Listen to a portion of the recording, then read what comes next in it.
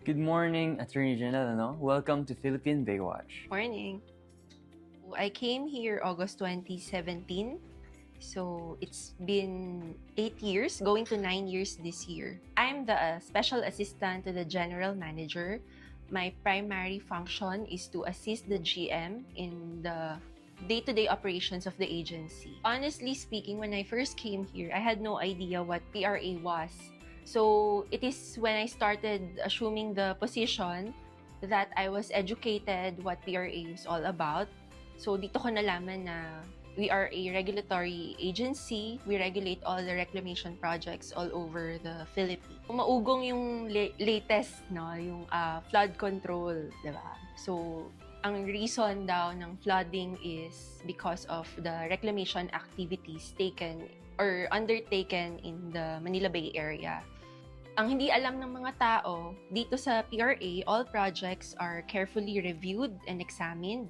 So, hindi lang yung technical aspects, we also review kung is it environmentally sound, no? And then, as mentioned before, dito ko lang din nalaman yung mga pros and cons ng mga reclamation. So, may mga scientific or may mga researches about it na nagsasabi na hindi naman talaga cause ng flooding yung reclamation activities.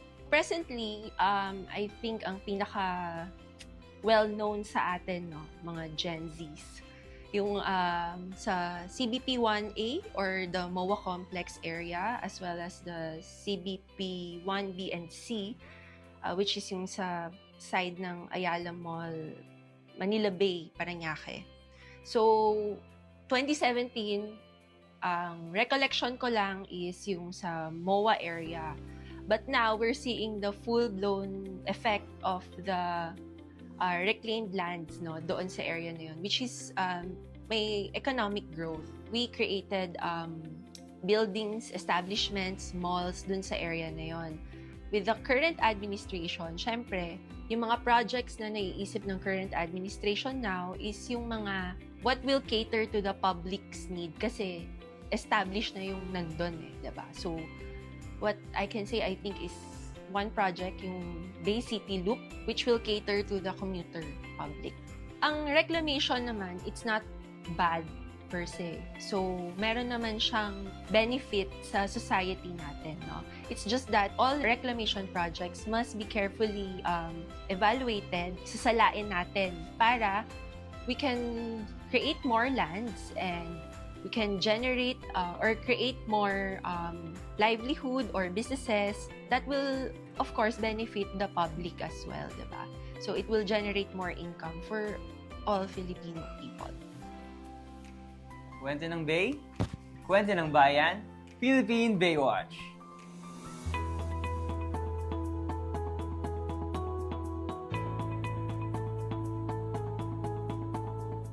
Good day, Baywatchers! Ngayon, kasama natin si Attorney Mark, ang Board Secretary ng Philippine Reclamation. Hello po, sir. Hello, good afternoon. Ayan. I'm turning 8 years this April 2026. 8 years now dito sa PRA. Nag-start ako as Attorney 5 sa Legal Department ng PRA. And then, after 4 years, kinuha ko ng mga directors from the Office of the Board of Directors to serve as acting board secretary first with Office of the Board of Directors. And then, nung 2022, ayun, naging full-fledged na board secretary dito sa Office of the Board of Directors. So, after naman po nun, alam naman po natin na may mga misconception na talagang lumalaganap na sa internet po, ano. So, after po nun, ano po ang naging unang impresyon ninyo sa PRA? And noong kayo po ay unang pumasok sa ganito, at paano po nito nabago ang inyong pananaw? Actually, before I joined the agency, yung PRA, wala talagang idea kung ano yung PRA. Parang ang na-encounter ko lang siya during sa law school kasi merong landmark case yung PEA pa dati. Ang alam ko lang na project nila itong Bay City sa Entertainment City, yung MOA Complex, yung sa SM area na yan. Yun nung yung alam kong project nila. Tapos naalala ko, ang tingin pa sa mga reclaimed land, yung parang ang bilis bumaba. Baka daw lumubog sa dagat yung reclamation. Yun yung first impression ko. But when I joined yung tong PRA, mas doon lumawak yung understanding ko kung para saan yung agency, ano yung mga projects na hinahandle ng PRA, and then kung paano nakakatulong yung PRA sa government, national economy natin. So doon medyo lumawak yung understanding ko pagdating ko dito sa PRA. Ano po ang pinakamalaking hamon na inyong hinarap bilang bahagi ng PRA? Actually, isa talaga sa misconception ng PRA, number one is destructive siya sa environment. Na parang pag nag-reclaim ka, nag-implement ka ng reclamation project, nakakasira siya sa environment, naninira tayo ng mga corals, nakaka-apekto tayo sa mga communities na malapit sa mga reclamation project. But one thing I learned kasi, hindi naman basta-basta nag-approve ang PRA o nag-i-implement ng project ang PRA nang walang mga kaakibat na mga studies. Before ma-approve ang isang project, marami ang pinagdadaanan na mga levels ng evaluation, lalo na dito sa agency na to. And marami tayong mga requirements na hinihingi from the proponents para ma-minimize yung impact sa environment. Laging iniisip yan ng mga tao na pag reclaimed land ang isang project, madaling mabaon or lumubog sa tubig. So, yun isa sa mga misconception ng reclamation sa Pilipinas. And siguro, ayun lang, nahirapan lang din kasi mabago yung misconception na yan ng mga tao. Unless i-promote talaga ng agency kung ano yung purpose noong mga projects, kung paano ba siya nakakatulong sa public, sa national government natin, na makakapag-provide siya hindi lang ng mga employment sa tao, source of revenue pa rin siya ng government. So malaking tulong talaga yung mga reclamation projects. Okay po. So kayo po bilang board secretary, at aktibong nakikilahok sa mga proyekto ng ahensya, alin po sa mga nagawa at naipatupad ng PRA ang inyong ipinagmamalaki, lalo na sa ilalim ng kasalukuyang administrasyon, at paano po ito nakakambag sa pambansang kaunlaran?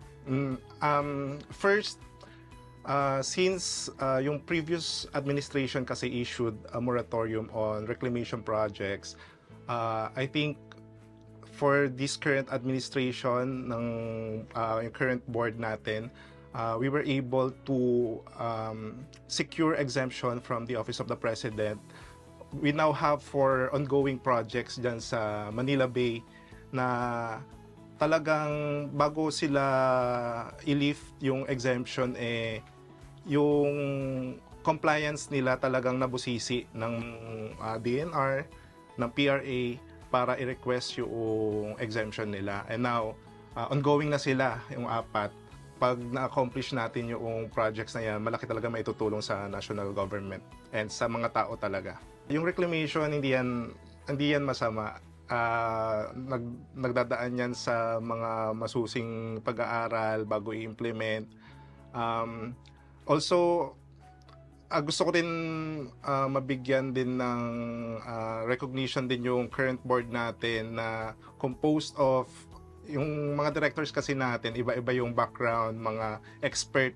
Hindi lang yung iba-iba may lawyer, merong scientist, meron tayong mga engineers, merong expert sa solid waste management, merong expert sa coastal reclamation.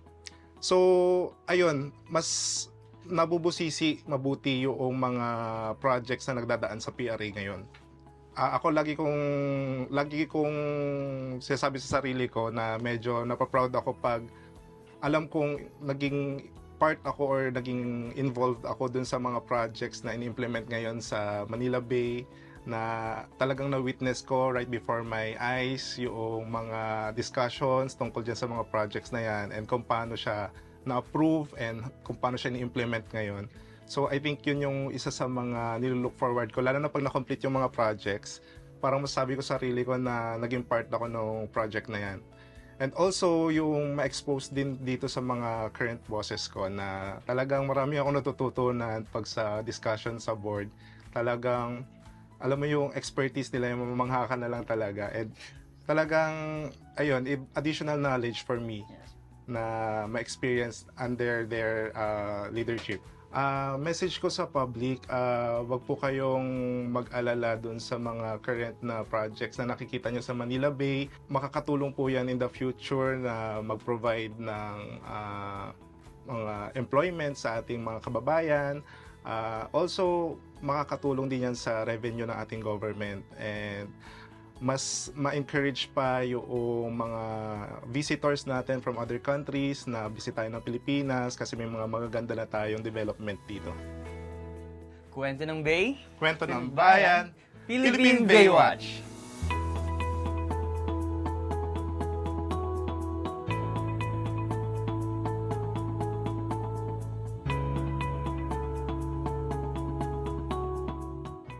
Wow, inspiring indeed. Dito sa Philippine Baywatch, basta mga inspiring and empowering stories, pinag-usapan natin yan.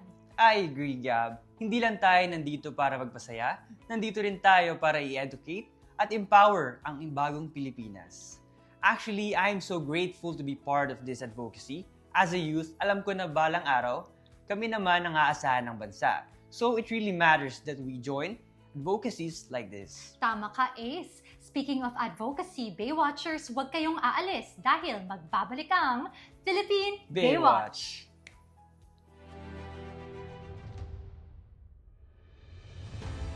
We are poverty reduction advocates. Doon po kami nakatuon.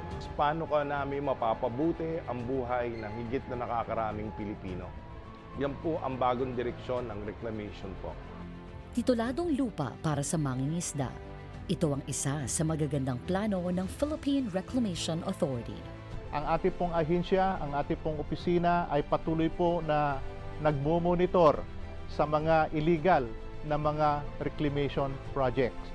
So sa ganon, makakakuha tayo o makukonfiscate natin o magiging forfeiture po ang magiging desisyon ng ating opisina at ito ay ipapangalan natin ang titulo sa Philippine Reclamation Authority o sa gobyerno at nang sa ganon ay ma-declare ito bilang isang alienable and disposable lands. Gagawan natin ng survey, isusubdivide natin, depende po sa pangailangan ng mga ating mamamayan. Kung gusto nila ay 50 square meters, 100 square meters, hahatiin po natin yung illegal na reklamasyon natin na nalagyan ng titulo sa gobyerno. At pag nahati na po natin yon, pwede na pong mailipat yung titulo para sa mga mamamayan. Dahil mas pinaigting ng PRA ang pagbawi sa mga lupang pagmamayari ng bansa, inaasahan na sa taong 2028, nasa 200,000 hanggang 300,000 pamilyang Pilipinong walang sariling lupa ang mabibiyayaan. Kabilang dito ang mga kababayan nating mangingisda. Sa bagong Pilipinas, hindi lang trabaho at oportunidad ang ating plano. Gusto rin natin na ang bawat isa magkaroon ng titulong aariin at lupang matatawag nilang sa akin.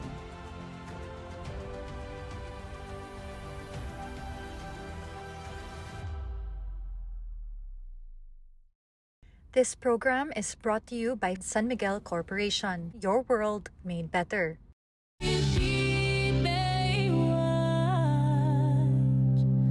Pag-asa